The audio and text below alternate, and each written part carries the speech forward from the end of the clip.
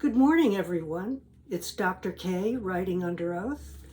You may have noticed that I have gotten a little older since the bulk of my videos were published. That is true. Some years went by while I kept those videos up.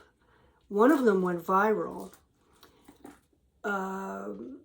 And that video I cannot find anymore because I had taken the site down and then I recreated it, restructured it, and put it back up.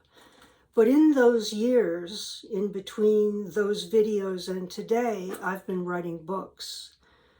It's what every professor dreams of, right? Either you teach or you write. And I spent 30 years as a professor, and now finally I'm able to write. So I'm going to be talking about how to write a book in a series of videos. Let's start with this book. It's called Geo-Otsego. Geo-Otsego is a category comprehensive haiku collection of flora and fauna of Otsego County, New York, or natural history of life and place. I write haiku imagism, nonfiction, the structure of the book and the structure of the poems as they roll forward through each class of flora and fauna in Otsego County is in the shape of rapids, which move through whirls of strength and delicacy, of lapping and intense white water blasting over rocks, exposing and eroding and evolving as time progresses. This structure is achieved by sprinkling unrelated species into different categories. This book is available on Amazon. How did I come up with this idea? Well, I wanted to write a long book. I knew that. And I love Otsego County, so I decided to write a comprehensive flora and fauna of Otsego County. This required research that took years. And as you can see, the book is, how many pages? It is 437 pages long. But if you want to know anything about animals and plants in Otsego County, read this book. Each flora and fauna is represented in a haiku, each one of them. And haiku, as you may know, is a structure of 5-7-5 lines, 3 lines of 5-7-5 syllables. The book has photographs, and these photographs introduce each category. Here is weather in Otsego County, and a photograph to introduce it. Before I could start writing the book, I had to sketch out the structure. How does one do that? Well, it's like drawing a picture. You get a big piece of white paper and you start plotting as with a map. Where are things going to go? How are they going to convey the idea that I want to convey? But the structure is the absolute essential part of writing a book. You can't do anything without a structure. You can't even start writing because you don't know where you're going. It's like getting in your car and driving 300 miles away without knowing how to get there or even where you're going. It's the same with a book. You have to plot it, structure it, and put all the pieces in place before you start. So that's what I did with this. And I came up with these categories. Before I did anything else, I wanted to make sure I had all the categories that would be relevant for this book. Starts with rocks, goes to weather, waterways, fish, birds, trees, flowers, mammals, arachnids, butterflies, amphibians, reptiles, insects, mushrooms, and mollusks. The entire book is nonfiction. Haiku is often an image made up in the mind, but this book contains images which are grounded in reality. They have concretes. I have a video on concretes and abstractions. Abstractions mean nothing if they are not tethered to a concrete fact in the world. Abstractions can be things like God, love. How do you tether those words to concretes in reality? What about love? What could be a concrete for love? Well, if you're married and your spouse is sick and you're taking care of him or her, bringing him tea and toast and making sure he's warm and settled in, that is a concrete of love. And if you're going to write about it, you have to write about that. You can't just say, I love him. You have to connect it to a concrete. So let me read you a couple of haiku poems. It starts with the leading poem, which is a summation of the whole book. This is in the introduction.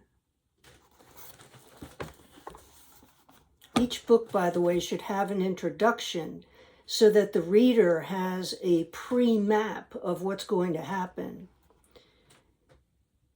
The shape of writing is rapids splashing over rocks, settling deep. That's the shape of the book.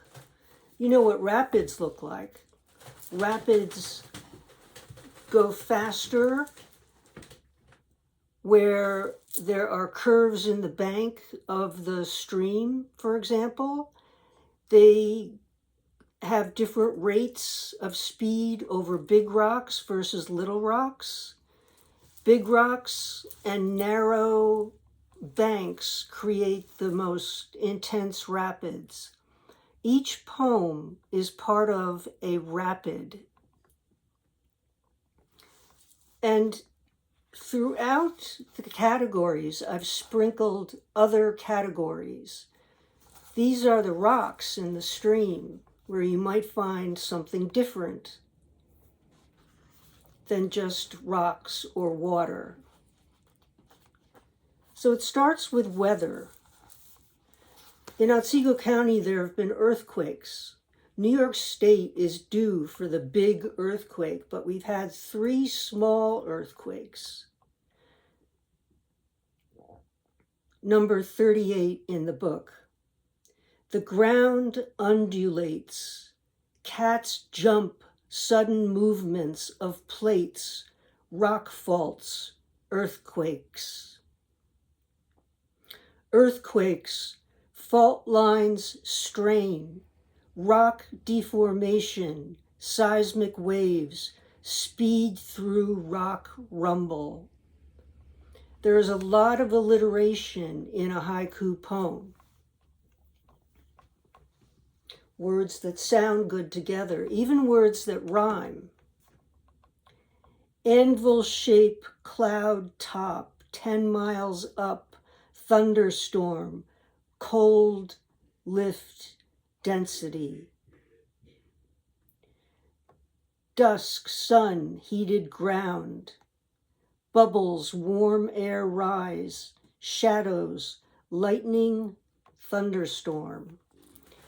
These explain the nature of weather, specifically in Otsego County. Heat is energy from sun, warms earth, matter heats, radiates long waves.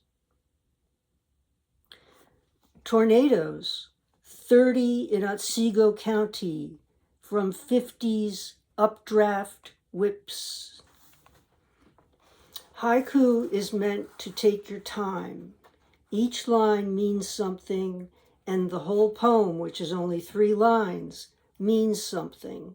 There's very little punctuation, so you have to take your time to understand what the poem is conveying.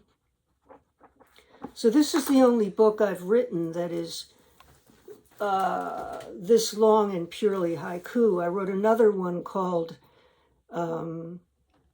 Haiku Bio, which was an autobiography in haiku. My other books, one is a long novel-length type of autobiography. It's called Clanging, a Euro-American Family.